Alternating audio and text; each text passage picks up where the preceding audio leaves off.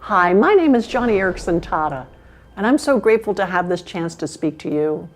As you can see, I'm in a wheelchair. Back in 1967, I was athletic, I was healthy, and I was a teenager who took a reckless dive into very shallow water. When my head hit the bottom, it snapped my head back, breaking my neck. In an instant, I became a quadriplegic, unable to use my hands or my legs. When doctors told me that I would never walk or never be able to use my hands, I sank into depression. I felt like my life was over. After all, I could no longer do the things that I so enjoyed doing. I mean, what use could my life have now? What could possibly be my purpose in living? Now, I may not be your age. I'm not a qualified senior, but I imagine that you can identify with my story, because as a senior, you may be unable to walk, and you cannot do the things that you used to enjoy doing. Perhaps like me, you are in a wheelchair, and maybe your struggle with depression, you're feeling like your life is over, it's all you can think about. Well, think again, because I'm here to tell you that as a senior, you have a wonderful richness in your life and an irrefutable value to your soul. Let me explain what I mean. After my accident, I realized that I had been putting way too much emphasis on physical things, what I could do or what I could not do. My accident helped me to see that there is a more important aspect to life, and that is who we are spiritually, who we are on the inside. I began to see that God had a plan and a purpose for my life, and part of that purpose was to know Him. That's when I began to spend time in the Bible. I wanted to see if God really could help me find peace and joy again, living in a wheelchair. Plus, I wanted to know if God really understood all the suffering I was going through. Well, I did not have to look far into the Bible. When I read how God's Son, Jesus Christ, when I read how He suffered, well, it convinced me that God understood hardship and heartache. And He not only understood suffering, He went through it in the worst kind of way. When Jesus died on the cross, He was opening up the way for us to experience the kind of peace and joy that He enjoyed with God.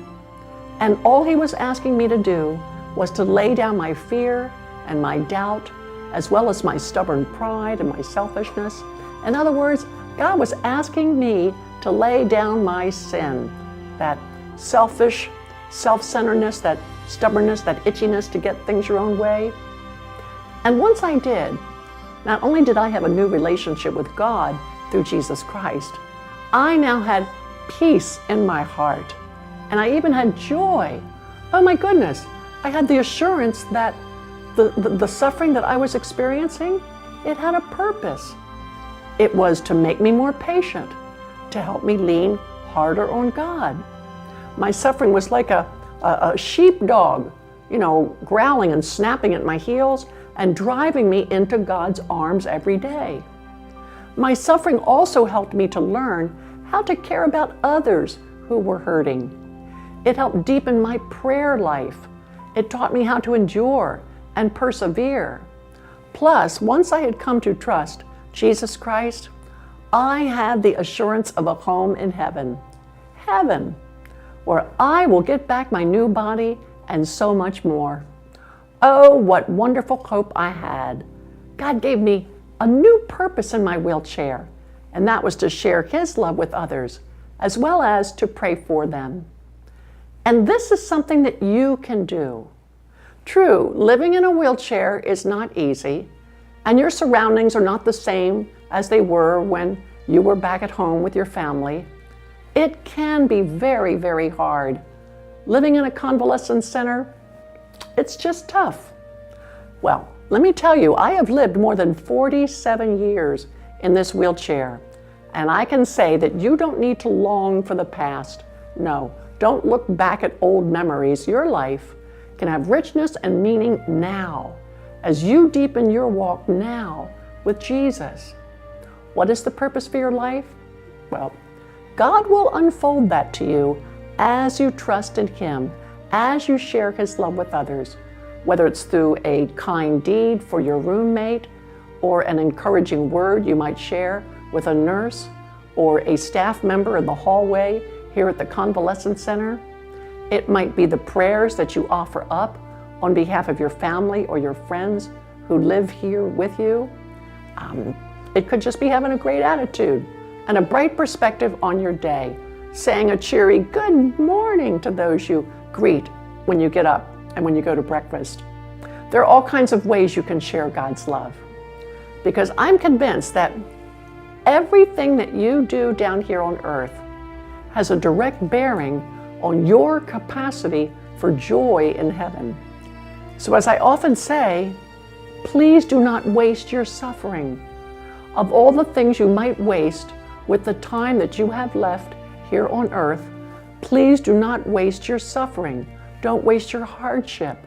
Don't waste your problems. Let those things be, well, like that sheepdog that drives you into the arms of God every day. Let your suffering be a reminder that there are more important things in life than walking or running. Let your suffering show you that the physical aspects of life are so fleeting, they're so transitory, here today and gone tomorrow. But the spiritual aspect of life is going to last for all of eternity. So don't waste your hardships, friend. Let them be the very thing that makes you wake up in the morning needing God and seeking His help. I'll tell you how I wake up every single morning. I know my girlfriend, I could hear her come in the front door, and I know that she is running water for coffee in the kitchen. I can hear her. And I know that in a few minutes she's going to be coming into my bedroom with a cup of coffee and a happy hello. And sometimes I'm lying in bed and I'm closing my eyes and thinking, oh God, I'm so discouraged about the day, and it's not even begun. I don't have a smile for this friend of mine who's coming in the room in a moment with that cup of coffee. She's going to put my legs through exercise motion. She's going to give me a bed bath, do my toileting routines, strap on my corset, get me dressed, help me in my wheelchair, push me to the bathroom, brush my hair, brush my teeth, blow my nose. Oh God, I'm overwhelmed and the day has hardly begun. Oh Jesus, I need you. I need your joy. I need your perspective on the day. Please show up big time. May I please borrow your smile, God? Because if you do, then I can give it to my girlfriend who's going to be helping me in a few moments. And you know what? God never fails to answer that prayer. He always gives me His smile. So that by 7:35 in the morning, when my friend does come into the bedroom to help me go through my get-up routines, I have a smile for her, and it's been sent straight from heaven. That's what it means to need God desperately every morning. And I think that's a great way to wake up. I think that's the Christian way to wake up. That's a very good, a very biblical way to wake up. Needing the Lord desperately. And maybe the really handicapped people are the ones who, when they get up, they throw back the covers, jump out of bed, take a quick shower, scarf down breakfast, and zoom out the front door on automatic cruise control. Did you know that if you live like that, God resists you? God resists the proud, it says in the Bible, but He gives grace to the humble. And who are the humble? Just people like you and me who realize that we need God, and we need Him really badly. Friend, I doubt that we will meet one another on this side of eternity, but I hope to see you in heaven. And I will, if indeed you place your hand in the hand of Jesus Christ and trust Him in the midst of your hardships. He promises in the Bible that He will never leave you. He will never forsake you.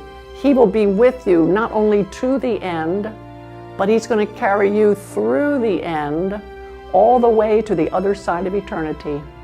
That's comforting, isn't it? So get to know the God of the Bible and His Son, Jesus Christ. God bless you, and thank you so much for listening.